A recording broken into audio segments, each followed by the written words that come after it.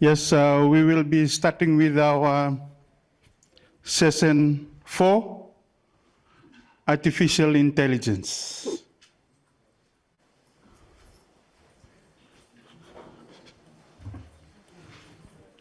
Artificial intelligence, we will be discussing about the future of transformation, digitalization. Our first presenter will be from the European Artificial Intelligence Regulation, Karolina Iwanska, European Center for Non-Profit Law Teaching. Karolina is online, and before we start, we will ask her to introduce herself to the participant, and we'll give her the time now to share her presentation with us. Karolina? Hello, thank you. I hope you can hear me. I'm having a trouble sharing my presentation because I'm joining through my tablet because I couldn't join through the link on my computer. I did send you the slides. Sorry, We can hear you, but the technical team will be working on putting up the slides. Okay, thank you, fantastic. And sorry for the trouble. It's never, an online participation in a conference without some hiccups. Thank you so much for the invitation. Thank you so much for the introduction. I will try to see if I can still somehow share my slides through my mobile device, but let me see. No. For some reason, I couldn't join through the computer to Zoom, so it's been tricky. Please let me know if you have received my presentation. Maybe that will clarify things. And thank you all for your patience. The technical team haven't received the email of your presentation. Would you be able to? The committee. Is there an email that I should use? Sorry for the logistics part. I sent it to the committee email. Yes, they were working on, Sarah is checking on the email, but since we are... Okay, I can start maybe, and then we can, yes. If we have slides, it's good. It's not, I can continue without slides. That's also a possibility. Thanks everybody for your, let me just minimize here. Thanks everybody for your patience with the technical aspects, and thank you very much for the kind introduction and an invitation as well to participate remotely in this event. I wish I was there physically with you. So I'm calling in from the Netherlands, where the European Center for Non-for-Profit Law is based. My name is Karolina Iwanska. I work as a digital rights advisor at the center at ECNL. We are a civil society organization that is based in The Hague in the Netherlands, and we work on protecting and promoting civil society and civic freedoms, also in the context of digital rights and new technologies.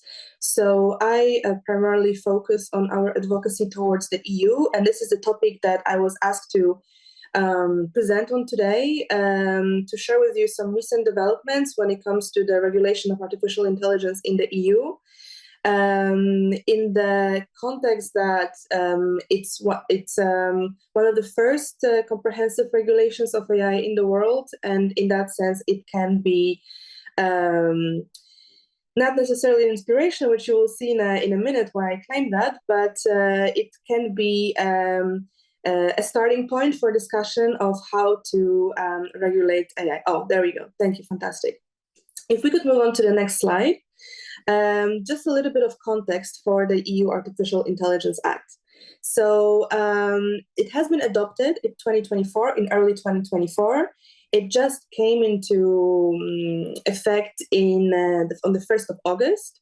However, there is a period of a couple of months before it will actually start to apply. And it will start to apply in a gradual manner. First, provisions will come to effect in February 2025, but the full application is only expected in 2027. So 2026, 2 years after entry into effect. So that providers of AI systems and deployers of AI systems can have time to fulfill the conditions. This regulation will be directly applicable in all EU member states. So all 27 EU member states, and the broad aim of this regulation is to really harmonize the internal market on AI within the European Union. So that means, what are the conditions that those companies or public institutions that want to develop and sell or use AI in the EU, what are those conditions that they should fulfill while protecting human rights, fundamental rights? So I will be presenting a civil society perspective on this. We were involved in advocacy around the Artificial Intelligence Act from the very beginning. So from 2020, where the white paper was released by the European Commission with ideas for how to regulate AI. And we've been very active in the process together with our partners at the European Digital Rights Initiative, which is a network of organizations in the EU. And this is it has been a lot of work from civil society around this regulation, and I will share with you what are the key elements of the Artificial Intelligence Act. Of course, it's only going to be a sketch because we don't have much time, but I hopefully it will provide some context into what is the regulatory approach, what are the positives, what are the negatives of this approach, and what happens moving forward. If we could move to the next slide, please. The regulation is based on a kind of risk-based approach, which means that there is an assumption that certain types of AI systems are more risky than others. And that risk is in relation to health, safety, and fundamental rights. So that's the kind of context that the regulation is based on. And it essentially defines 4 levels of risk. Starting at the top of the pyramid, so the smallest sort of number of systems that will pose an unacceptable risk. So that means AI systems whose risk to fundamental rights and to health and safety is essentially too high to allow for the development and use of these systems. So in practice, these type of systems are prohibited in the EU. They cannot be developed, they cannot be put on the market, so they cannot be sold in the EU, they cannot be put into use. However, they can be exported. So this is the tricky part. They still can be, research can happen around them, and the EU law will not apply externally. So export controls are not part of this approach, which is problematic, because if we assume that the risks to fundamental rights are too high for a specific system, why then does that assessment differ in other countries? But that's a side note. Then the second category is high risk. So these are the kind of systems that are deemed to have high risks to fundamental rights, and they essentially will have to fulfill certain conditions based on which they will be able to be put onto the market and sold and used. The 2 other categories are systems that so-called limited risk, and they only have transparency obligations under the AI Act. So for instance, to inform people about operations of these systems. One of these systems can be a chatbot, for example. So chatbots have been classified as limited risk, and essentially providers of these systems, they have to inform the person that is interacting with the chatbot that it is essentially an artificial intelligence system. And the last category is minimal risk, which is the vast array, essentially everything that is not identified as unacceptable risk, high risk, or limited risk is deemed to be minimal risk, and there essentially no requirements apply. The AI Act essentially only applies to the 2 top categories and to some limited extent to this limited risk category. So now I will go through some of these categories to kind of highlight what are the types of AI systems, what types of obligations are there. So if we could move to the next slide, please. And that concerns prohibited AI systems. So what systems have been considered unacceptable in the AI Act? So this is not an exhaustive list. I just wanted to flag to you which type of AI systems we are dealing with. Essentially, the first one I would highlight is real-time remote biometric identification. So that could include facial recognition, for instance, and that would be prohibited in publicly accessible spaces, however, only for the purposes of law enforcement. So in case a private sector operator uses facial recognition in a shopping mall, for instance, that is not included in the prohibition.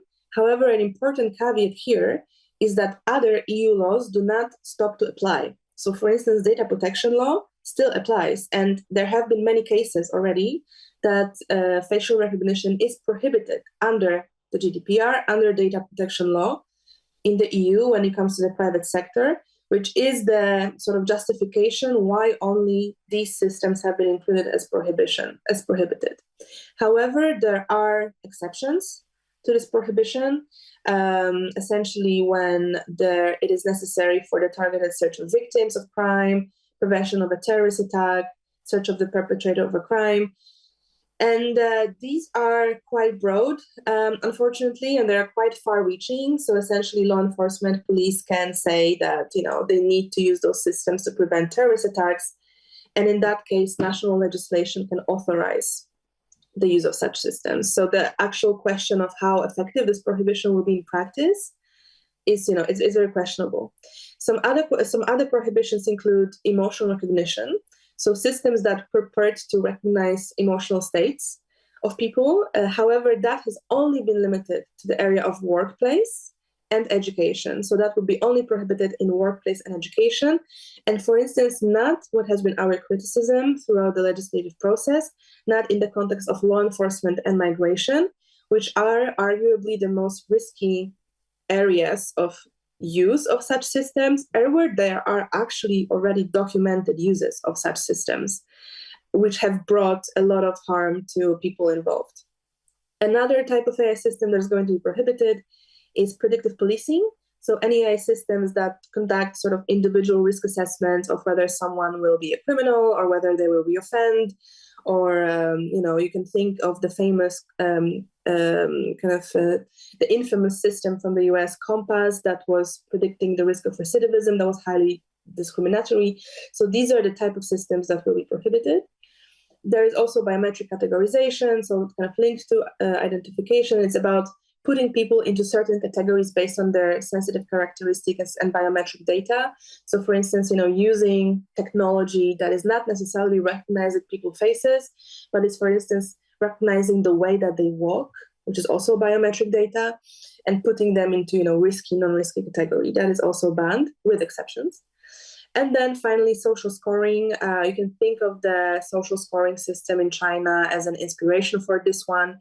It's essentially a prohibition of kind of evaluating people's trustworthiness and creating social scoring about, whether these people will be able to access education or benefits or, public services. So that will also be prohibited.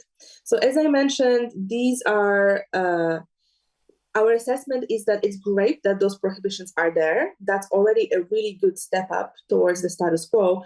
However, the fact of those far-reaching exceptions make it possible to actually authorize most of these systems in practice. And the question is of, how oversight will look like, whether this is not going to be abused. There are no prohibitions in the politicized area of migration, which is a very political topic at the moment in the EU. And that has essentially been removed from the area of prohibitions. So for instance, this remote biometric identification, it can be used technically in the migration area, but not law enforcement. So this is highly problematic for protection of rights of people on the move.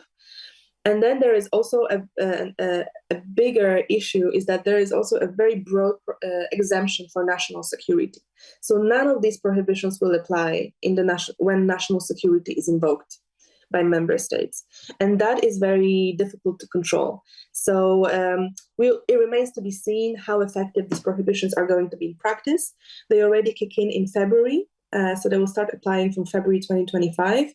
And as civil society, we will be monitoring how this is being put in practice. We can move on to the high-risk systems now. So next slide, please. And just to highlight what are the type of users that have been classified as high-risk systems. I will not go through all of them. You can just see what type of AI systems have been included. Essentially, they are linked to, many of them are linked to public services and areas where human rights can be most involved.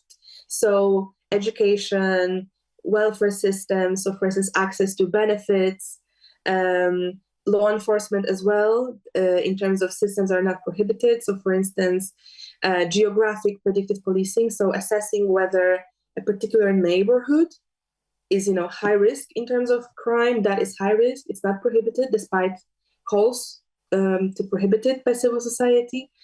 As I mentioned, in migration, those systems are being used to, for instance, assess visa requests or visa applications, asylum applications, to conduct assessment of risk of individuals who are crossing borders. That's a high risk as well. And then these are mostly, as you can see, kind of public sector users. In terms of the private sector, some, if private companies use biometric systems lawfully, that will be considered high risk. Also employment area. So if AI systems are used for recruitment or worker management, that is also high risk, and also in financial sectors. So credit scoring, as well as assessment of insurance premiums. And this list is updatable. Every year, the European Commission can update this list based on emerging risks, which is good because it makes it sort of flexible and adaptive to emerging risks. And then what does it mean? If a system is categorized as high risk, so if it's falling into one of these categories, then it means that strict regulatory safeguards apply. And these can be distinguished between providers or developers of those systems and deployers or users. So providers conduct a conformity self-assessment. So it's based on self-assessment.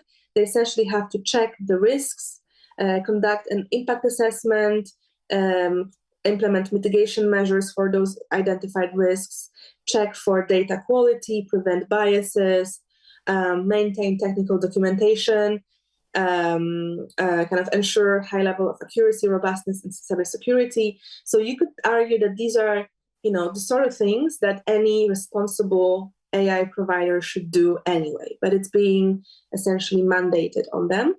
And the important thing is that also the deployers. So for instance, if there is a company that is developing a system that is assessing whether people should get or not benefits, and then that system, so they have all these requirements that I just mentioned, and then the deployers, so the public authority, for instance, the municipality of Amsterdam, let's say, if they're using this system in practice, they also have to conduct a fundamental rights impact assessment before deploying the system. So there are additional checks for deployers to make sure that they don't violate people's rights. There's also a transparency register where both public sector deployers and all providers have to register their systems and provide a certain level of information about how these systems work, which can be a tool for civil society, for activists, for journalists, for researchers to actually check, what are these systems that are being used. And in terms of enforcement, there is going to be a post-market surveillance by an authority, but we are going to touch on that in 2 slides. But last thing I wanted to say here, if we can move on to the next slide, is to talk about a special category of AI systems that has been included that does not fit into the risk pyramid, as I showed you, which is the general purpose AI system. So think, ChatGPT, other large language models. So that is a category of systems that doesn't have an intended purpose. So you have seen in the previous slides that all these systems are about, they are intended to be used by law enforcement for a specific purpose. And these are the sort of systems that don't have a predefined purpose. So they can be used for multiple purposes. ChatGPT, I think, is the example that many people will know. So essentially, they also will have some obligations under the AI Act, from maintaining technical documentation, implementing a copyright policy, ensuring that data that the system is trained on doesn't violate copyright, some publication about the sources of information that are used for training. And then the biggest general purpose AI systems like ChatGPT, they have been classified as so-called systems that are posing systemic risks, and they will have additional obligations. So they will have to identify and mitigate risks. They will have to document and report serious incidents, like violations of fundamental rights, for example, and ensure cybersecurity. So there's an extra level of protection on those biggest, most impactful systems. So if we can move on, because I know that we don't have much time, I have 2 more slides before we can move to the Q&A. I just wanted to briefly touch on enforcement. So what is the idea for the how are these rules actually going to be enforced?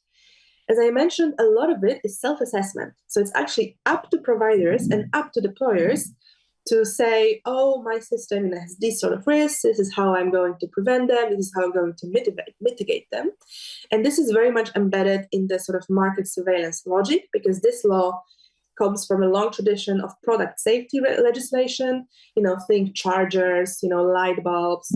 So it's really up to the company to ensure that certain standards are being maintained. So there is no straightforward complaint mechanism for affected people, which is a big criticism that we have as civil society, because if you have been subjected to a system that should be prohibited, you essentially have no recourse unless the authority takes the initiative to actually enforce the law, which is highly problematic. So there will be attempts, I guess, by civil society to establish pathways of communication with enforcement authorities to make sure that there is a way to flag violations. So enforcement will be divided between, I will not go into much detail here, but will be divided between the EU authorities and the member states. And the European Commission, there's a new entity called the AI Office, which will be enforcing the rules for general purpose AI systems. So, think ChatGPT. And on the national level, it will be market surveillance authorities, which will be identified within a couple of months in each country. And they will essentially enforce the law vis-a-vis both providers that are based in this country and or putting this AI system on the market in a specific country, like let's say in France. And if the French police, for instance, uses an AI system, then also the French authority will be the enforcer. An interesting thing that I think is worth, it's good for inspiration for legislation elsewhere, is that there are 2 bodies that will include external expertise, and that's the scientific panel and the advisory forum. The scientific panel will advise the AI office when it comes to general purpose AI systems. So really this sort of most, let's say, cutting edge, new types of systems. And this is going to be composed of independent scientists and experts. And the advisory forum is a consultative body that will also be composed of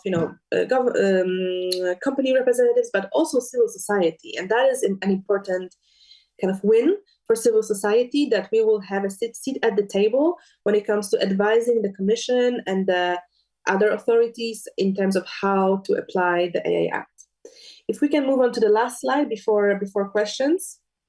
I wanted to, you probably gathered from my presentation, maybe just the previous slide for 1 minute. If you could gather from my presentation, the AI Act is an important effort to regulate AI, but it's far from a golden standard. It has way too many loopholes in terms of protecting fundamental rights.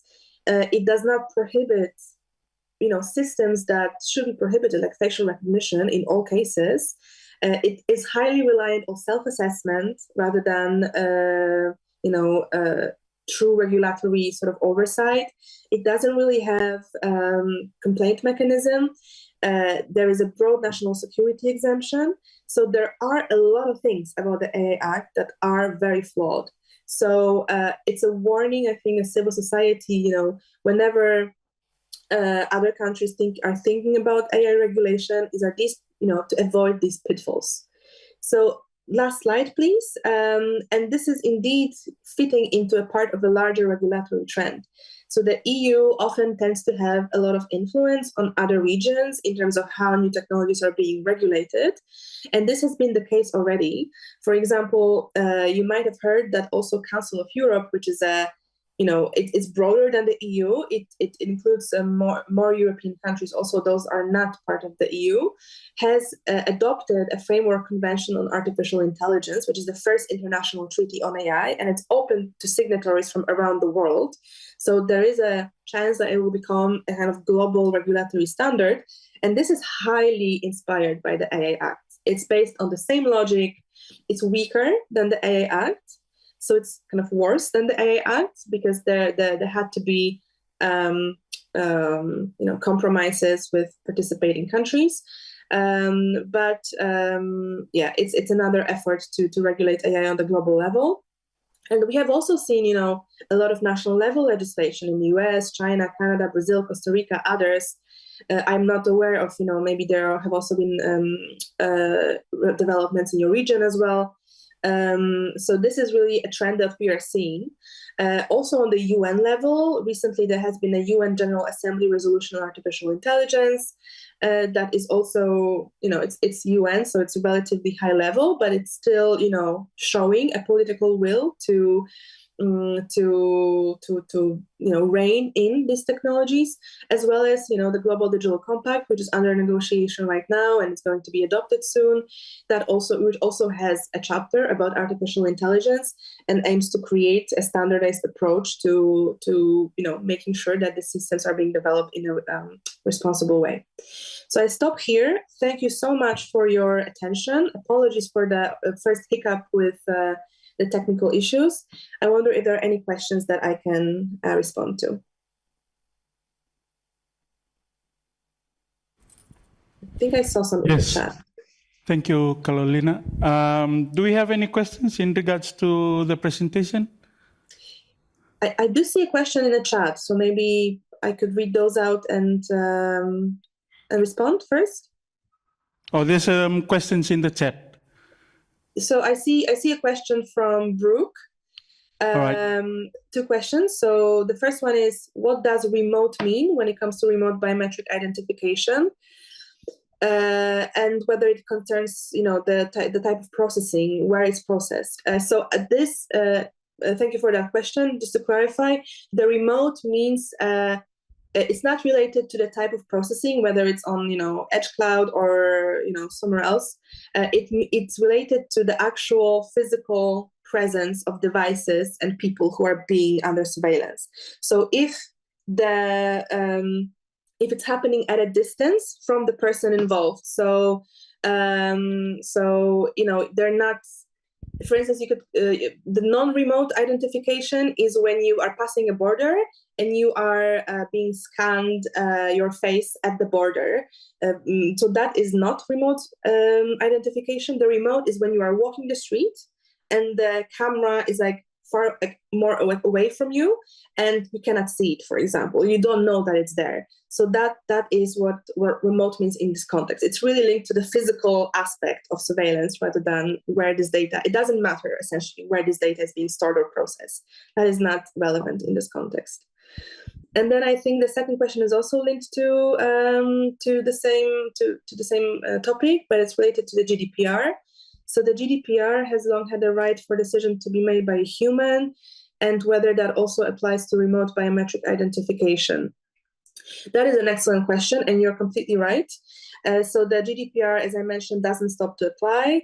It's still, so maybe just for those of you who are not familiar with this provision, the GDPR says that a person cannot be subject to a decision that significantly impacts their life, their legal situation, or otherwise significantly impacts them, that is fully automated, that is made fully by an AI system. There has to be human intervention.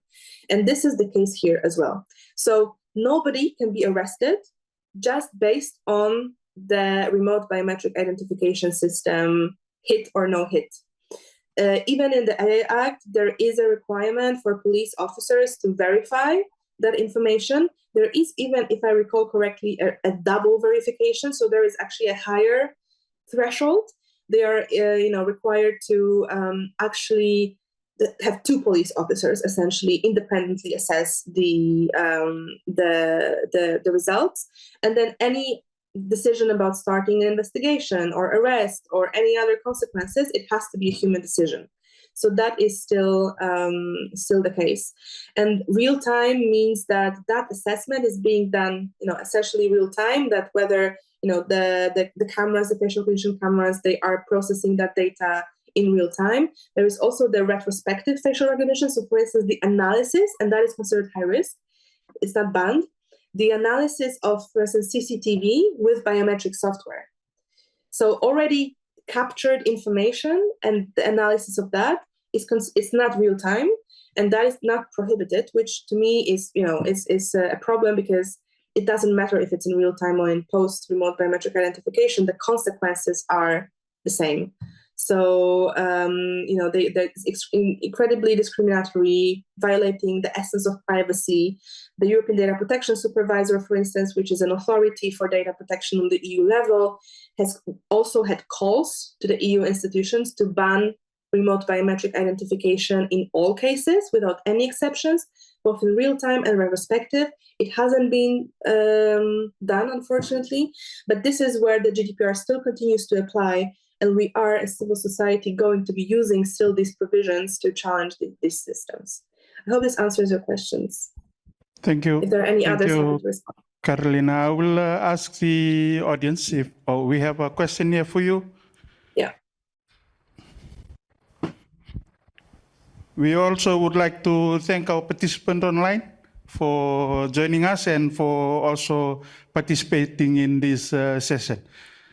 So, Jonathan Brewer, New Zealand. I'm wondering if there are opportunities you know of for Pacific regulators to learn more about these regulations. They seem very, very complex, and I think the regulators might benefit from some deeper than 1 hour education in it. For sure, I definitely agree. It's hard for me to say, as someone who's not involved in like the intergovernmental exchanges, to say what could be those fora. I think the IGF is a good forum for that, for showing lessons essentially. But I also know that there is a sort of interest and increasing trend to organize so-called AI summits by different governments. I know the French government is planning to organize an AI summit next year, so these could be good opportunities to exchange, although that is more on a political level, I think. But however, on the kind of I think the Commission and the AI office, they do have a sort of international program in terms of mostly promoting EU regulation, but it's not even now about promotion. It's really just about exchanging and understanding how it's going to work. So I would say that regulators should, speak to each other through these kind of existing ways of collaboration. I know, for example, that many data protection authorities are going to be designated as authorities under the AI Act. So, and I know that already a lot of international cooperation exists for data protection authorities. There are, global data protection conferences specifically destined for the authorities. And that's a good forum for exchange. And I think, if increasingly countries around the world adopt AI legislation and adopt also authorities and regulators that deal with it, I think new fora will be needed and will start to emerge. This is, we only scratched the surface today, and this law is, I had to read it multiple times to fully even understand what is happening. I'm happy to, forward to the organizers some resources that I would recommend as a starting point. But ultimately, I think some cooperation fora will have to be developed. I would say IGF is a starting point. The global IGF is a starting point for exchange. And we will also have to see how the AI Act actually works in practice, because it's a very new regulation. It's very vague in many aspects. That many of these obligations are not operationalized, and actually will take a lot of time. It will take 2 years to operationalize them, to develop standards, to develop methodology. And that is something where I think will be worth following, because this is where the devil will lie in the details in this context. So yeah, I would encourage you to follow also civil society organizations if you're interested. Like, we always have a lot of materials, educational materials, mostly towards civil society, but I think it can be also helpful for other stakeholders. So sorry, I don't have any more concrete answer to this, but I think it is just a matter of time that some form of collaboration fora will emerge. Very much, Catalina, for that explanation. But we would like to ask if you can stay online. We would like now to ask the Sure. second presenter Thank you. to come on stage, and maybe after that we can receive more questions from the participant this afternoon. Our next presenter and his team will be presenting on the usage of AI in the Pacific. He's well known in the academic fields. I think it will be best if he introduce himself, Dr. Sharma. I don't want to lie to the colleagues here and online, but please, the floor is yours and your team. Thank you, Savi. Bula and Pacific greetings to you all. Good afternoon. Good afternoon. Good afternoon. Sorry, being a teacher is always a teacher. You have to ask twice, you know. You say good morning, good afternoon, nobody says it. Everybody's busy with their smartphones, etc. So the second time around, it makes some sense that people are actually responsive. I'm Bibya Sharma from University of the South Pacific, and we have our colleagues. They are not in my team. They are in their own separate teams, by the way, and they will join me in this presentation. They can come in whenever they want, and they'll speak about basically the use of AI in higher education and how we are planning out to do things in the future. We played rock, paper, scissors, and I was picked, so I'll make a start.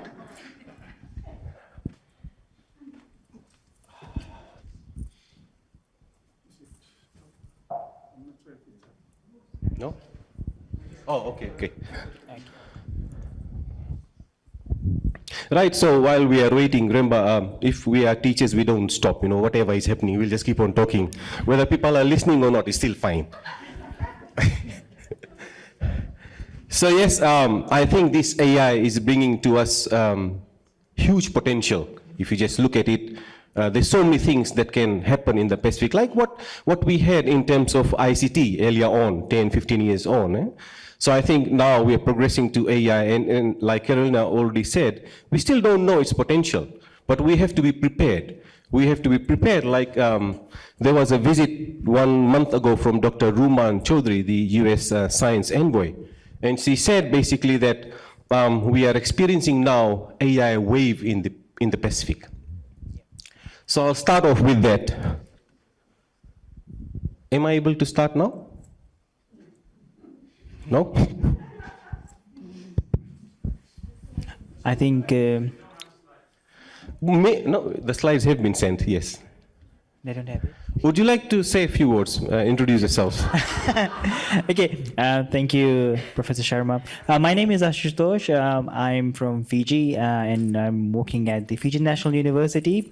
We wanted to, actually, we had 2 presentations, so we are representing the 2 universities in Fiji, so we decided to do it together, right?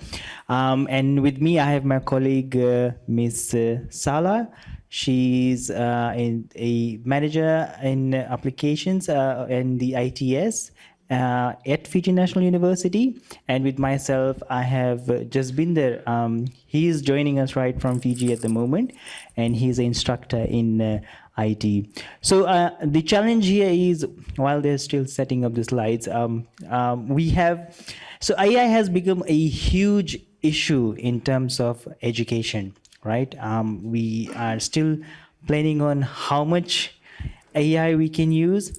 I mean, what AI is. In Fiji, I think the only thing, if you say AI, okay, people would know, okay, only ChatGPT. right? As educators, we want to also tell students to use AI, but we sometimes want them to refrain and use their brains, right? While they can not for using for assessments, right? Not copying directly, but as I think Professor Sharma and USP and FNU, we are working and trying to set up guidelines. I mean, we as universities, we are also in the dark of how we are going to plan this out, how these things will portray, right? And that is what we want to have a discussion on here today, and that is what we want to talk about. Professor Sharma? Sorry. In apologies, this is where law enforcement comes in and try and resolve this issue. So if we can bring Mr. Jasbir online, and he may be able to start with his presentation, since we are running out of time, and then we'll close it off with Dr. Sharma. Please.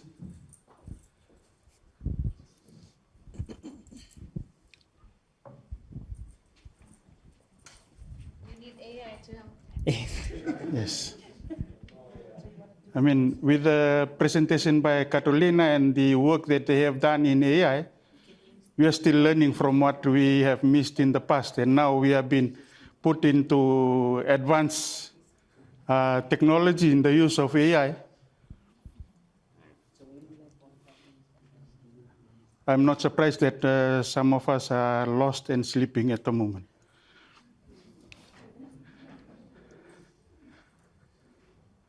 Yes.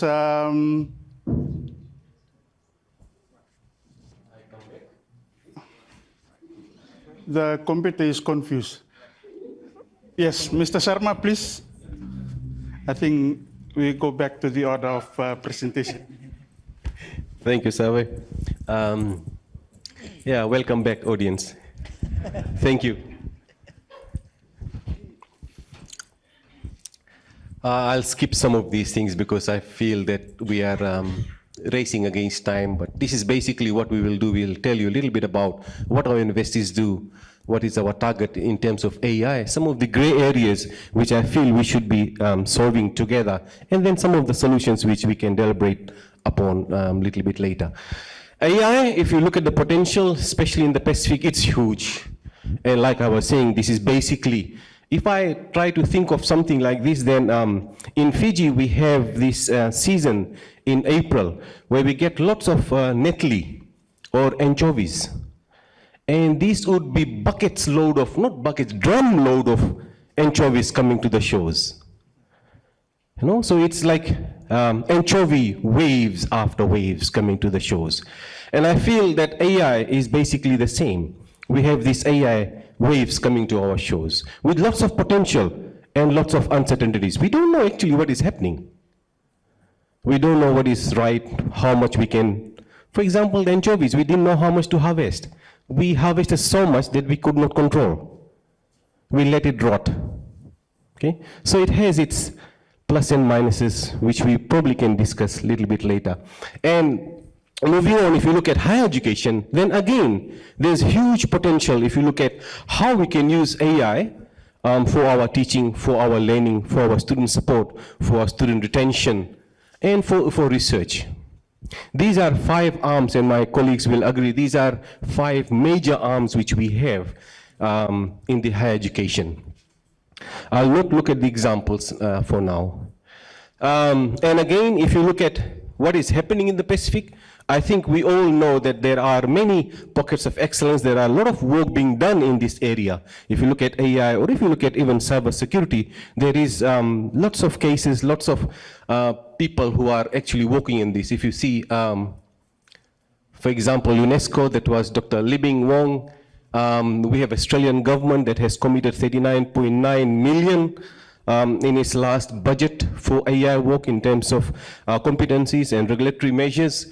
We have Ministry of Education, Fiji, that are trying to look at having AI implemented in the schools, in the primary and secondary levels. So these are some good cases, some good work that have started actually. And I go back to what Dr. Ruman Chaudhary was saying, that there is potential of us using AI to address our climate resilience and mitigation. So CIWA is working in that particular direction, and people are talking about how journalism can use AI, because we know there are lots of fake news going around, deep faking, if you must have heard. All these things are happening because of AI. So there is this dark side of AI which we have to tackle as well.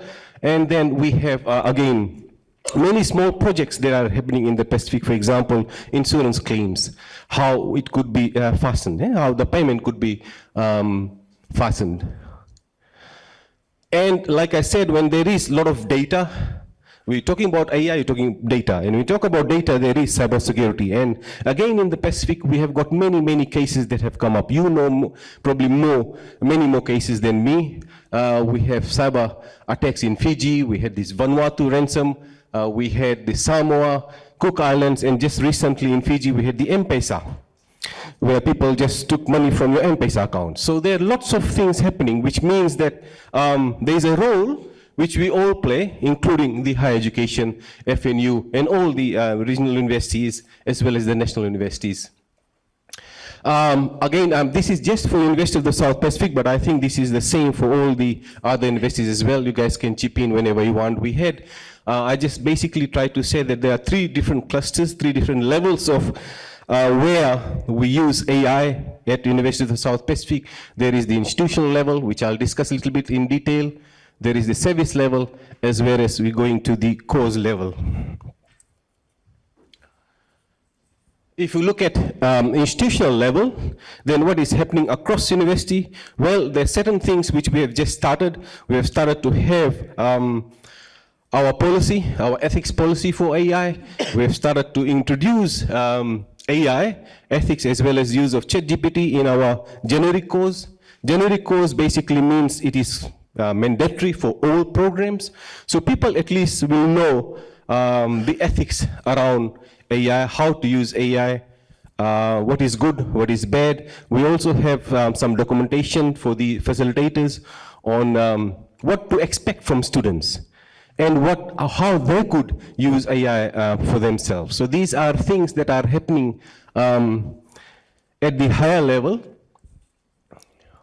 We are also, and I'll talk about that a bit later, we are also trying to introduce some programs in AI. This is something which I think is happening in all higher education institutes, where we are trying to improve the performance in terms of HR. You guys have the same? Would you like to discuss that a little bit? Right. What specifically in FNU, okay, what they're trying to do with the HR, right? They've, I think the first things that FNU is trying to do is, at the moment we have got a new PMP system, okay, that has just got into place, okay, and we have been able to, I mean, kind of. Actually, at the first, we are trying to get our things right at the moment, right? By introducing a good appraisal system, a PMP system for this. For FNU, I would say, I mean, it would be a very first step in AI for HR, right? They're still exploring their ways through it. Because USP, I think, was more into with aspects of HR, right? But we are still trying to explore that area of getting our things right now. At the moment, they're still. I mean, Sala would be able to explain more. It's on the banner end. We've just completed our implementation. So currently, right now, I think. We're trying to customize and tailor make it to suit our university.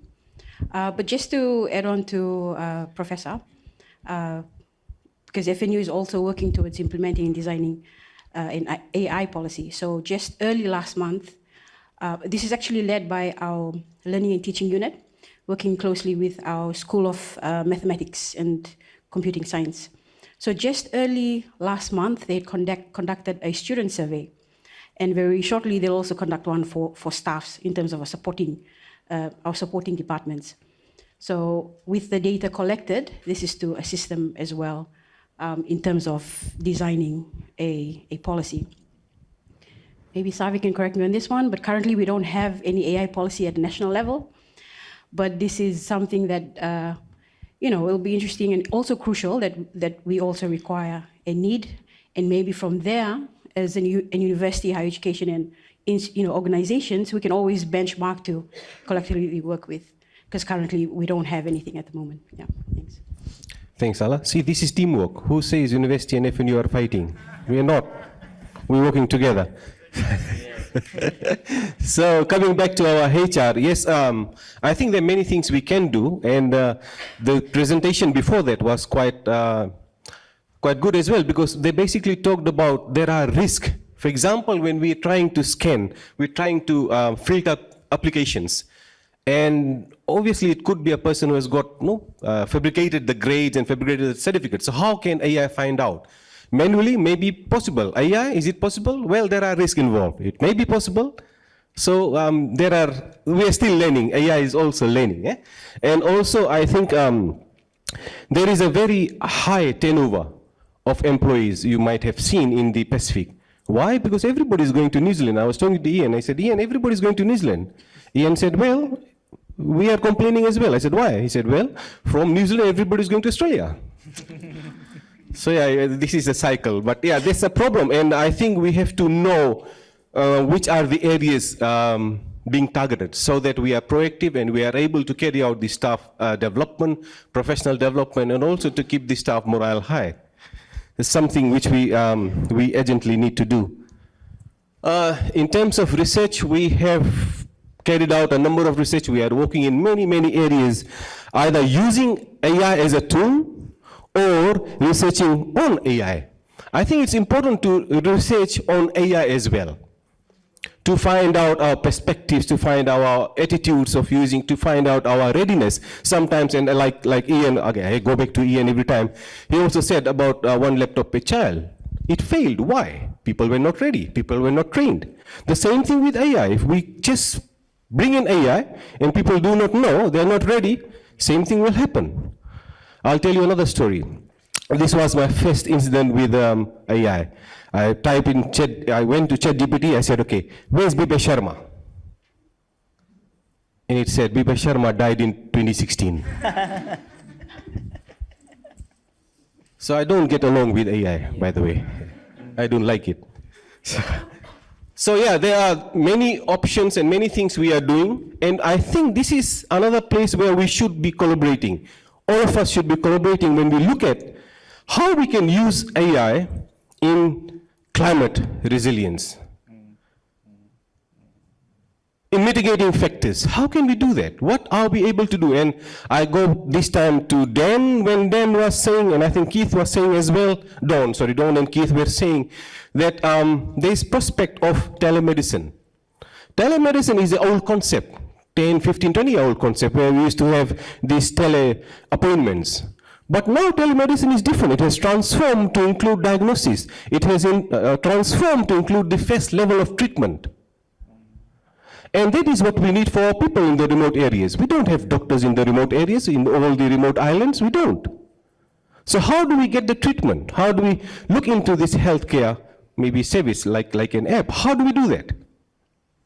But again, somebody outside was telling me they will not accept, our people will not accept, they'll still want face-to-face. Well, okay, so this is where we bring in the awareness, we do some research, so that whatever interventions we have make sense to our people. You guys want to add something? No? So this is basically what I was going into, trying to see how we are able to use our AI in ocean and climate management. We're talking about our stocks, fish stocks, ocean resources, dwindling. Why? Because of overfishing. We have to use AI to know, okay, right, this is how much stock we should have, ensure, so that we don't run out. Because Pacific cannot survive by just conservation, no. We need to balance it with economy, right? We need money as well. So we have to strike that balance. That balance can be found out, those thresholds can be found out using AI, I'm pretty sure. We talked about the breeding cycles of some of the fish in Fiji. What was someone caught? You cannot do that. You cannot harvest in November up to April, maybe? November to April? Yeah. You cannot. But due to climate change, the breeding cycles have changed. Have we researched on that? No. So there is no use having the ban during that time. Sorry, I get upset a little bit.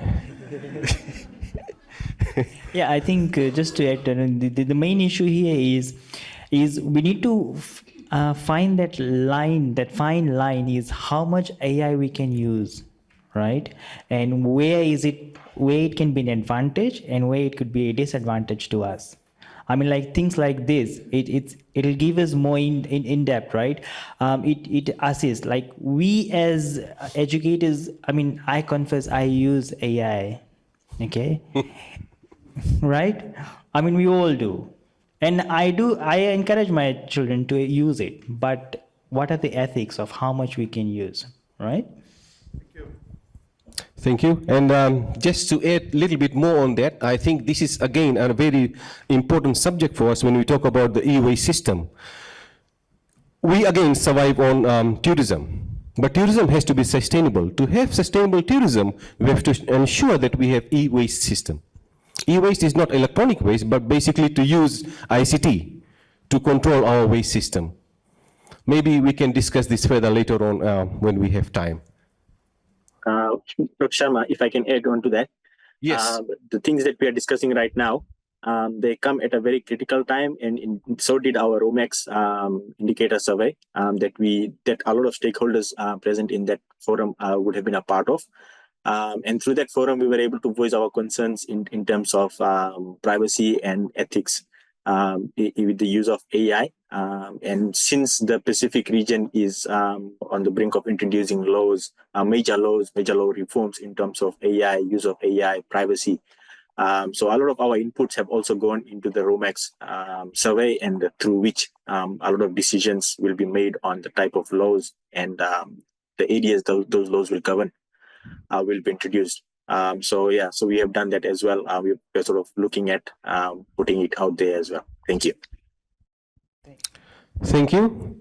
And moving on to the service level, again, this is something which I believe most of the universities are doing. They're trying to update their Moodle, trying to look into the Turnitin to ensure that they have these early warning systems. These early warning systems come out very easily if you look at the learner analytics and learning analytics, which again, the pattern can be brought into light through AI. Our students actually, if I look at this one, our students, do they use ChatGPT? Yes. Yes. Hey, one of them, isn't it? So I received this email from students. They say, most honorable, respectful, rightful sir. As soon as you get that line, you know this is ChatGPT, you know. And the email is about 2 to 3 pages long. And at the end, there's one sentence saying, please extend the deadline of my assignment. So our students know how to use ChatGPT. It's not a problem. And but I think what AI brings into this game is trying to use this learner analytics to ensure that we provide more personalized learning for them, more adaptive learning for them. You know, this is what we want to do, because not everybody has the same learning style, pace. So how do we bring AI? Well, we could again, Anju, you are exercising. And again, we could make AI bring in material specific for a learner. You'd like to add something, guys? Yeah, I think for materials, right, specific to a course. I mean, if I have to take an online class, right, and I have to drag it to 3 hours maybe. I mean, I generally just go to ChatGPT and ask, okay, what are some of the activities or workshops I can do on that particular day, okay, specific to the topic that I'm covering. So me sitting and most probably, sitting there and looking for activity and thinking, so just gives me in 2 or 3 minutes, right? I mean, what I need to do. Other one, just I wanted to add on the projection that Professor Sharma has said. Okay, each universities in Fiji, okay, they do a projection of like, okay, year 13, this many students will finish year, okay, after the exams, and we need to get this much students here, okay, like FNU has this quota, okay, this is the threshold we need to go. USP has that. So maybe I'm using AI, okay, and we have like Power BI with Copilot built in. It will help both universities, right? I mean, there is a bit of competition there, but you still want to share, okay? But I mean, like looking at a business perspective, it does help, right? I mean, in analyzing and telling you, okay, these are the most probably students you might be getting. And if you would, I mean, the university might need to increase the capacity, okay? It can also help the university plan things for, to create a better environment for the students. Well, I agree with that because not all universities have the same programs very successful, right? So I think using these sort of patterns and doing this sort of prescription from AI, we should be able to, division of labor. You guys take some programs, we'll take the major programs. Yeah.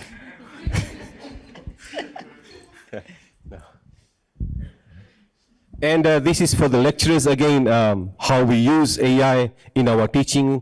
Actually, staff are now being able to create content for their lectures, which frees them from all this other work, and they can do more of a flipped classroom kind of teaching. Yeah. So they have more time to concentrate on their teaching instead of working on these notes, which is already there. But again, there are lots of other things that come in, like how to do the assessments, how to get the data, and then how to, again, get students in certain streams so that we are able to help them in a more personalized way, as well as get a feedback from the students through AI patterns in saying, okay, this is how we should improve our teaching, improve our lectures, improve our delivery. This I will discuss tomorrow. And coming towards the end, this is the challenges which we face, the issues in the Pacific, whether we talk about academic integrity, we talk about transparency and accountability, like something what the previous presenter did talk about, it lacks transparency. Whatever AI gives you, the decision or the prescription, you don't know the process. Yeah. So you don't know whether to say yes to it or not, how much to trust. Okay, and you don't know how, there's a lack of, there's a lack of understanding of the AI conclusions. So you had something to say? Yeah, sorry, Doctor. So if I can add on to this, onto the challenges, from the specific context, one of the major challenges that we are seeing globally with AI is job displacement. But what we might see with a lot of the developed nations is that when people are displaced from their jobs, they have a lot of industries, they can sort of retrain people to fit in one of those industries which AI cannot fully take over, or displacement is not affected. But for Pacific, that might not be the case. We don't have a lot of industries. We do manufacturing and all of those which are labor intensive, where people can go and actually work, but they're not at that scale, right?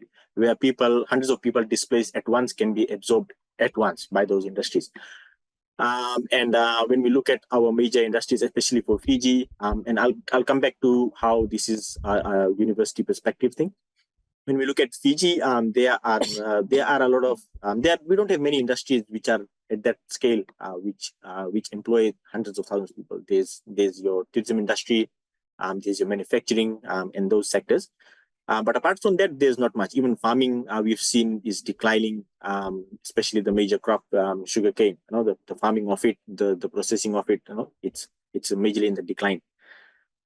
So what we need to consider is how, with the adoption of AI, what we need to see first is that adoption of AI does not overrun the development of new industries. Personally, that is what I think. So that we are able, if people do get displaced, we are able to provide employment for them. Because as it is, we already have a brain drain issue, as you mentioned. You'll see mini Fiji in New Zealand, and then soon in Australia, and then some other countries, right? So we already have a brain drain issue, but so with that being said, we want to retain our people with the right skills so that we can develop other people as well, develop our children, our youth as well in that line, right? So what we need to ensure is that the takeover of AI or the introduction of AI is at a controlled pace, sort of, from the perspective of usable tools, usable resources, the list of things that you showed on one of the slides, right? So that is one of the things. And then obviously the universities are coming over here by introducing programs that allow us to explore new areas, uncharted areas, all right? One of the things I've been seeing as a trend possibly is how AI has matured over the years, and what we are seeing now, the LLMs, the large language models, things like Gen AIs, we had AI, as you said, is not new, right? But the introduction of LLMs, things like ChatGPT, put it out there to the world that these things exist and how they can be used. And those are huge systems, right? But now the focus of these systems is going to be to shrink those systems with the same capabilities to be able to make it specific to a person or a purpose, right? Maybe make it specific to a person of how they can use it for a specific task. Imagine the possibilities of putting such systems on a remote island and using technologies such as maybe AR and VR to teach someone how to build or construct, right? So if we put those skills in the right hands, using technologies as mentioned, we take education to a new level in the Pacific, because a lot of our locations are remote or isolated, especially the maritime areas and the highlands, right? So those are some of my takes in terms of challenges before we move on from this slide. And the other thing, when we talk about job displacement, the slide that you showed on HR department, or the slide that we have in our presentation about the HR department, the guy sitting there, tell me how much work will it take to fully automate that HR department? A lot of things that you put in there in terms of processes, the things that it does in terms of analysis of resumes, bringing out possible candidates for a position, looking at MQAs, KPIs. A lot of things are already automated. The only thing the person in that department or the people in that department might be doing is saying, putting the human touch to it, assessing the human side of things, being able to assess human behavior. So we are already in that process, right, of automating a lot of things using AI.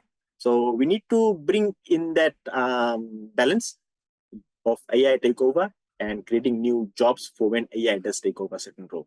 So that's one of the challenges that we need to look at from a university perspective as well, I think, moving forward. So yeah, thank you so much. Thank you. We totally agree. You have something to add? Yeah, I mean, the other challenge we have is, it's a very common one in the academic, is plagiarism, right? I mean, they stop students not to use ChatGPT because it's plagiarism. But what if you tell a ChatGPT, okay, write me this paper, give me the full in-text referencing and then the referencing on everything. So what, is that still plagiarism? It's still referencing, it's giving you all the references. Anyone? Yeah, I mean, like, we do have inbuilt Turnitin that analyze, okay, on the educators end, we are able to see how much AI content has been generated. But for FNU, I would say it does not add up to the total plagiarism count. Okay, you can only see, but it's not added. So if it's 100%, okay, AI generated, it might still give you plagiarism, it's just 1 or 2. No, actually, Turnitin has the ability now. So if you've used 20% of AI, it will tell you 20% of AI separately. It's there with in our Moodle. Yes, it's there.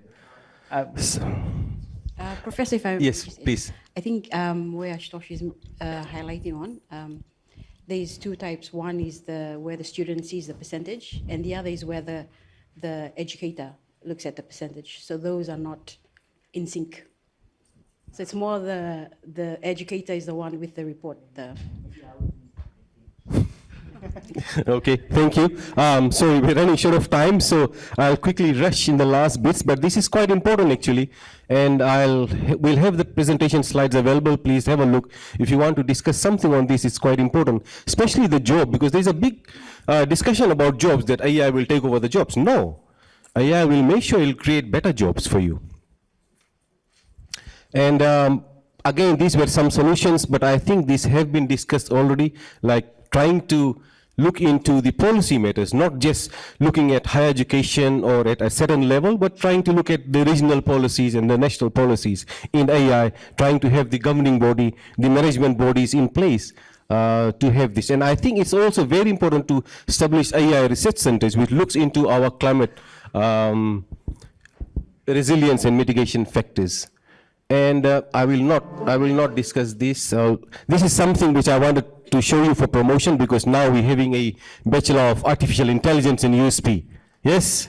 Okay. We also have short courses in AI in FNU. So if you don't want to study for 3 years, we just have only 1 week. Can we switch off his speaker, please? We're working This together. was supposed to be for USP only. And I wanted to end with this. Please note, AI is also evolving. Yeah. We talked about a traditional, we now have generative, but agentic is coming soon. So for example, if we are trying to, let's say, try to find out 10 restaurants in Wellington, it will find out 10 best restaurants according to your preferences. But what agentic will do, it will also do the booking for you and do the orders for you, book the table for you. Okay? So it's more like your virtual friend, avatar, together with you. So things are evolving. We have to be prepared. Thank you. Thank you. Thank you very much, Dr. Sharma and your team. I hope agentic AI can also pay my bills. But do we have any questions for the team? Yes. I will ask if we can just limit our questions, since we are running out of time, to 3. Right. And then we'll end it. Yes. So I'm Ulrich Speidel, or as ChatGPT also knows me, Professor Huge Spider from Okra University. So what I was going to ask you is, so you mentioned the use of or misuse of AI by students, and one of the roles that I play in my school is actually that of academic integrity officer. And one of the things that we are finding is that around half of our students now use ChatGPT, and they're using it to generate their entire assignments or their entire assessment answers, if it's online assessments, and they have access to ChatGPT one way or the other, or they have access to a helper with ChatGPT, the answer will come from ChatGPT, and there's zero, from what we can tell, zero learning happening on the part of the student. And the other problem that we're facing with this is actually quite a logistical one, and the logistical one is that when you sort of go into the second half of a semester and your students are starting to slack off, traditionally they would not have submitted an assignment. But now everybody submits an assignment because it only takes 2 minutes to do one, and you don't have to have any idea what's in it.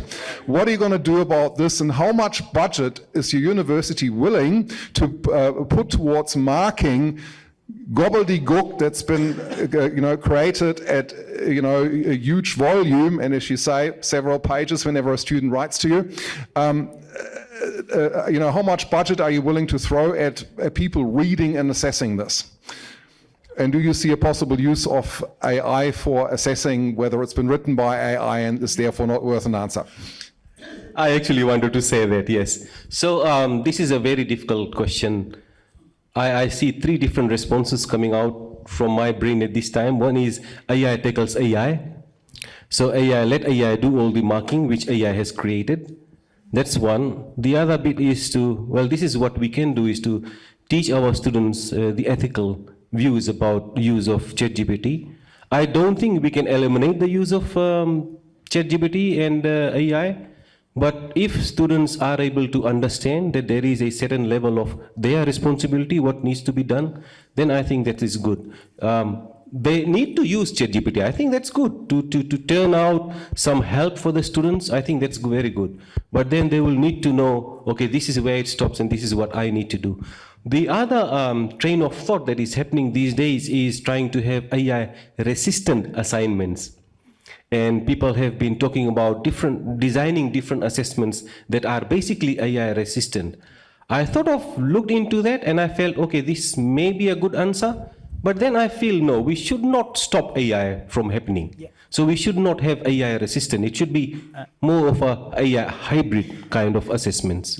Yeah. Just to add on to that, one of these university I know, and one of these lecturers at our university, I will not name. So what they have started doing is they've stopped giving assessments, and they've gone back to exams. So instead of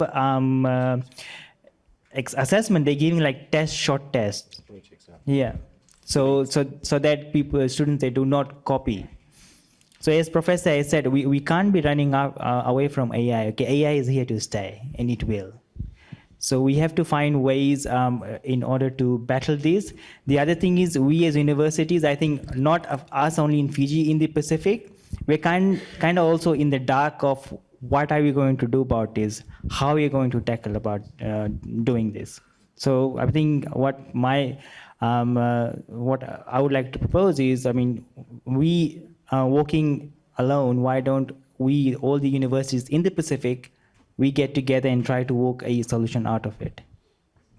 Thank you. Sutena will take you as the last question. Sutena from Samoa. So I'm going to wear my ByteWatchers hat. So ByteWatchers is a AI startup in Samoa. We've been developing a chatbot. We've also presented our chatbot to the National University of Samoa to view what their concerns are. So the AI is a threat, but it is an alarming threat that maybe it can wake up the academia. Is it time to change the model in which we teach? Because in most academia, we are testing how much you know, but not testing how can you use the knowledge to build solution. Where from our perspective, as an AI startup, we want to use AI to be augmented.